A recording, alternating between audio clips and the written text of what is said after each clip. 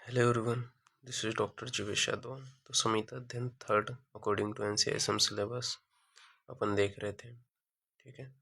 और चरक संहिता का चिकित्सीय स्थान अपन देख रहे थे। इसी सीरीज को कंटिन्यू करते हुए आज की क्लास में हम लोग चिकित्सीय स्थान का 14th जो चैप्टर है वो यहाँ पे अपन डिस्कस करेंगे। स्टार्ट करते हैं। तो आज का टॉपिक तो अर्श रोग चिकित्सा अध्ययन। तो सबसे पहले अर्श को किससे कोरिलेट किया जाता है मॉडर्न में? तो पाइल्स से कोरिलेट करते हैं, ठीक है। तो अर्श की निरुक्ति बताया गया है। क्या बताया गया है अर्श की निरुक्ति में? तो यहाँ पे बताया गया है अरिवत प्राण शृणाति इति अर्श। तो अरिवत प्राण शृणाति इति अर्श, अर्थात जो रोग शत्रु के समान प्राणों को नष्ट कर दे उसे क्या कहते हैं? अर्श कहते हैं। तो जो रोग शत्रु के समान प्राणों को नष्ट कर दे उसे क्या कहते हैं? अर्श कहते हैं। अर्श एक प्रकार का मांसांकुर रोग है जो गुदा मार्ग में उत्पन्न होता है। तो अर्श एक प्रकार के क्या मांसांकुर रोग है जो गुदा मार्ग में उत्पन्न होते हैं। फिर इसके बाद में इसका निदान बताया गया है। तो निदान क्या क्या बताया गया है?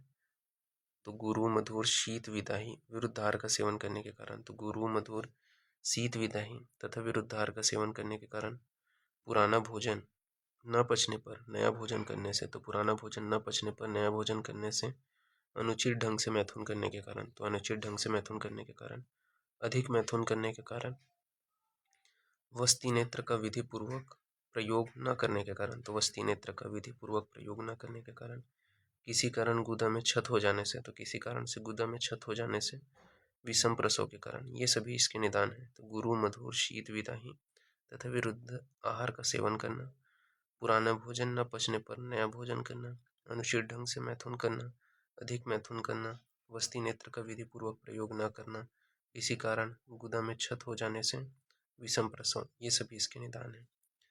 संप्राप्ति बताया गया कि इन निदान का सेवन करने की वजह से मिल्ली त्रिदोष प्रकोपित होते हैं। प्रकोपित जो त्रिदोष है वो गुदा प्रदेश में आश्रित होकर के त्वचा मांस मेद को दूषित करते हैं, फिर मांसांकुर की उत्पत्ति करके अर्श रोग को उत्पन्न करते हैं। तो निदान सेवन करने से त्रिदोष प्रकोपित होते हैं।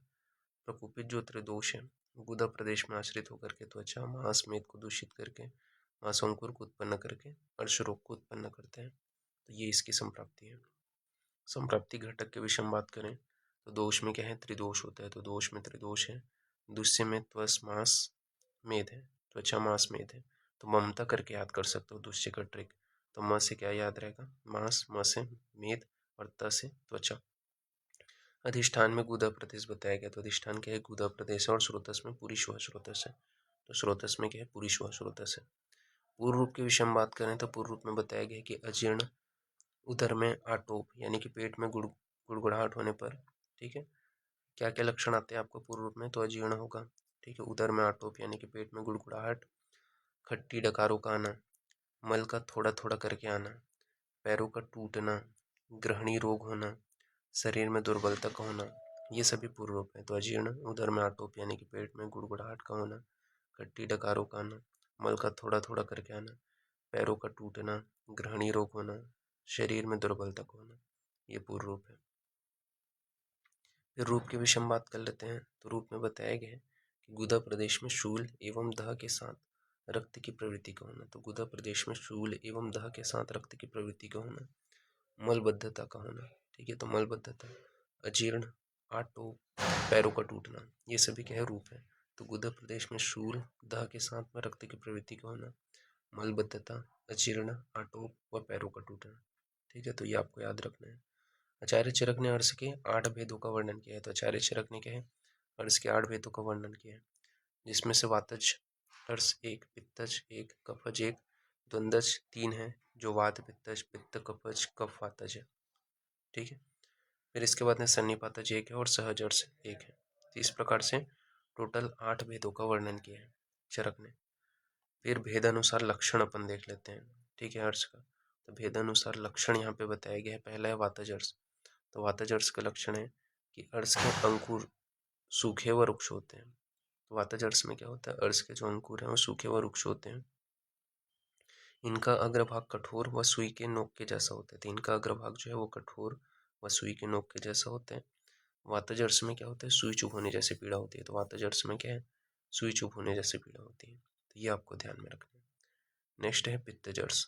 तो पित्तज अर्श का लक्षण क्या है? तो स्पर्श में असहज, ठीक है, तो क्या होते हैं, पित्तज अर्श स्पर्श में असहज होते हैं, ये मृदु होते हैं, इनके अंकुर शूल एवं दह युक्त होते थे, इनके जो अंकुर है वो शूल एवं दह युक्त होते हैं। तो ये क्या है, पित्तज अर्श का लक्षण है। फिर नेक्स्ट है कफज अर्श।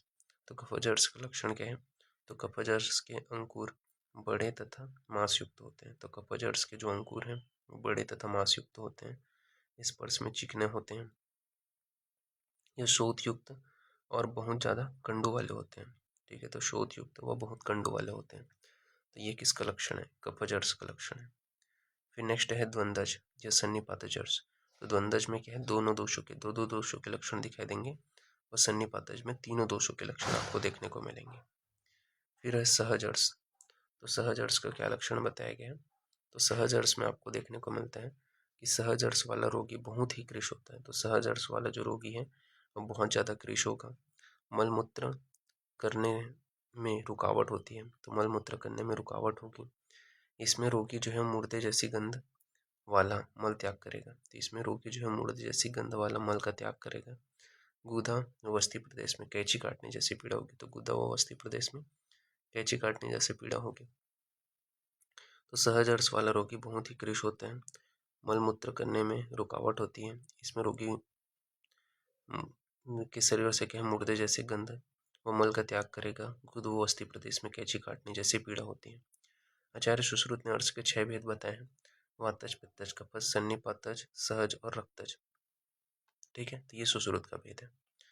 फिर रक्तज अर्श के लक्षण क्या है, तो रक्तज अर्श में क्या होता है, इसके अंकुरों में झाग युक्त रक्त का स्त्राव होता है। तो इसके अंकुर में झाग युक्त रक्त का स्त्राव होगा, गुद प्रदेश में शूल व दाह होगा, बाकी पित्तज व अर्श के समान लक्षणों युक्त होते हैं।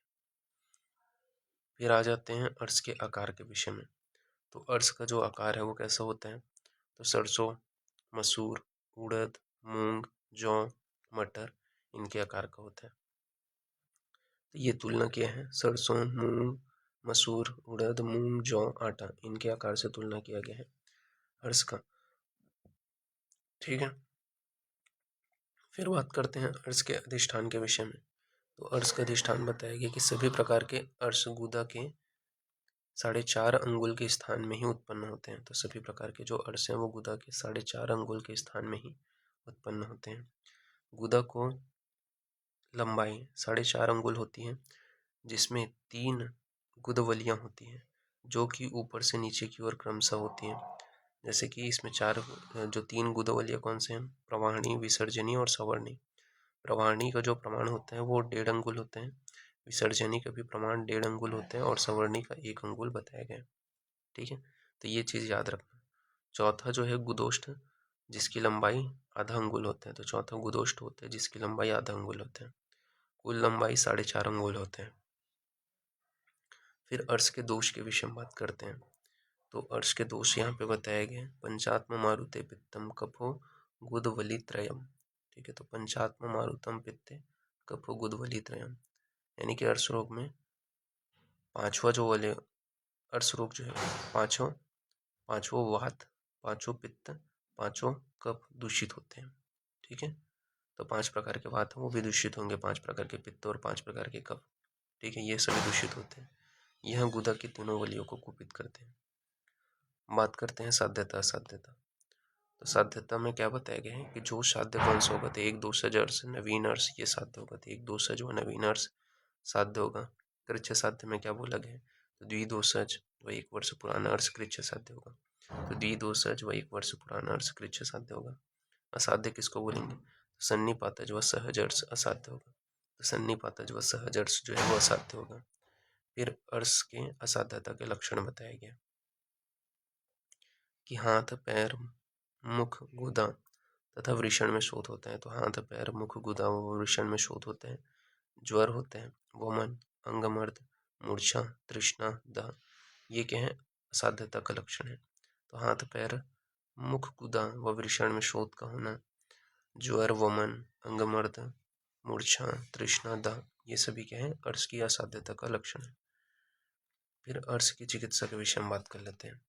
तो अर्श की चिकित्सा बताया गया कि चिकित्सा की दृष्टि से अर्श 2 प्रकार का होता है, शुष्क और आर्द्र। ठीक है, तो पूछा जा सकता है, ये चीज़ ध्यान रखना चिकित्सा की दृष्टि से अर्स कितने प्रकार हैं? 2, शुष्क और आर्द्र। सामान्य चिकित्सा के विषय में बात करें तो निदान परिवर्जन मतलब ऐसे निदानों का अपने को सेवन करने से उनको मना करना है जिसके वजह से अर्स उत्पन्न होता है या अर्स बढ़ सकते हैं। ठीक है, तो वो क्या कहलाएगा? निदान परिवर्जन। इसके अलावा स्वेदन कराएंगे अपन। ठीक है, अभ्यंग कराएंगे, धूप प्रलेप व अवगाह का प्रयोग करेंगे, धूपन प्रलेप व अवगाह का प्रयोग करेंगे, तक्कर का प्रयोग करेंगे, दीपन पाचन का प्रयोग करेंगे, अनुलोमन कर्म कराएंगे। इसके अलावा वस्ती कर्म यानी कि पिच्छावस्थी का प्रयोग करेंगे, अरसों के मस्सों पर लेप लगाएंगे, तो अरसों के मस्सों पर लेप लगाएंगे, तो ये अपने को करना है। फिर अर्स में चारों कर्म कराते हैं। कौन से चारों कर्म? तो औषध, क्षार, अग्नि और शस्त्र। ठीक है, तो औषध, क्षार, अग्नि और शस्त्र ये चारों कर्म कराते हैं अर्स में। अर्स में रक्त मोक्षण के विषय में यहाँ पे बताया गया है। तो अर्स में रक्त मोक्षण के विषय में बताया गया है कि अर्स में जब रक्त दूषित हो जाता है अर्थात रक्त जर्स उत्पन्न हो जाता है तो शीतल क्रिया करनी चाहिए। अगर शीतल क्रिया के द्वारा रक्त जर्स शांत नहीं होता तब रक्त मोक्षण कराना चाहिए। तो रक्त जर्स में ये चीज़ याद रखते हैं कि रक्त दूषित हो जाते हैं तब क्या है? शीतल क्रिया कराना है, और अगर इसके बावजूद भी शीतल क्रिया के बाद में रक्त जर्स शांत न होते हैं तो रक्त मोक्षण कराना है। फिर है अर्शनाशक योग। तो चूर्ण में अपन त्रयोशाग्य चूर्ण का प्रयोग करेंगे। तो चूर्ण में क्या है? त्रयोशाग्य चूर्ण का प्रयोग करेंगे। घृत में अपन चत्याग्य घृत, पिपल्यादि घृत व चांगेरी घृत का प्रयोग करेंगे। तो घृत में चत्याग्य घृत, पिपल्यादि घृत व चांगेरी घृत का प्रयोग करेंगे। अरिष्ट में अपन तक्रारिष्ट, दंत्यारिष्ट व कनकारिष्ट का प्रयोग करेंगे। तो अरिष्ट में अपन तक्रारिष्ट, दंत्यारिष्ट व कनकारिष्ट का प्रयोग करेंगे। वस्ती में हम लोग पिच्छावस्थी का प्रयोग करेंगे। ववले में कूटा जाति रस क्रिया का प्रयोग करेंगे। तो ये चीज़ ध्यान में रखना। रक्त जर्स में वात का अनुबंध हो तब स्निग्ध व शीतल आहार विहार का प्रयोग करेंगे। तो क्या है? रक्त जर्स में वात का अनुबंध होने पर स्निग्ध व शीतल आहार विहार का प्रयोग करना है। रक्त जर्स में कफ का अनुबंध होने पर रुक्ष एवं शीतल आहार विहार का प्रयोग करना है। तो रक्त जर्स में कफ का अनुबंध होने पर रुक्ष व शीतल आहार विहार का प्रयोग करना है। फिर अर्स में अनुपान के विषय में बताया गया है। तो अर्स में अपन क्या है? मदिरा, गन्ने का रस, मट्ठा, तुशोदक यानी कि कांजी ये सभी का प्रयोग करेंगे। तो अनुपान में मदिरा, गन्ने का रस, मट्ठा, तुशोदक यानी कांजी अर्स रोग की सर्वश्रेष्ठ एकमात्र औषध तक्र है। अर्स अतिसार ग्रहणी में परस्पर रोग है, इसकी चिकित्सा समतुल्य है। इन रोगों में विशेष रूप से अग्नि की रक्षा करनी चाहिए। तो अर्स, अतिसार, ग्रहणी ये परस्पर रोग हैं, इनकी चिकित्सा समतुल्य है और इन रोगों में विशेष रूप से अग्नि की रक्षा करनी चाहिए। तो ये यहाँ पे बताया गया। इस प्रकार से ये जो टॉपिक है वो यहाँ पे फिनिश होता है। अभी के लिए इतना ही। नेक्स्ट क्लास में आगे का कंटिन्यूशन करेंगे। Okay, thank you.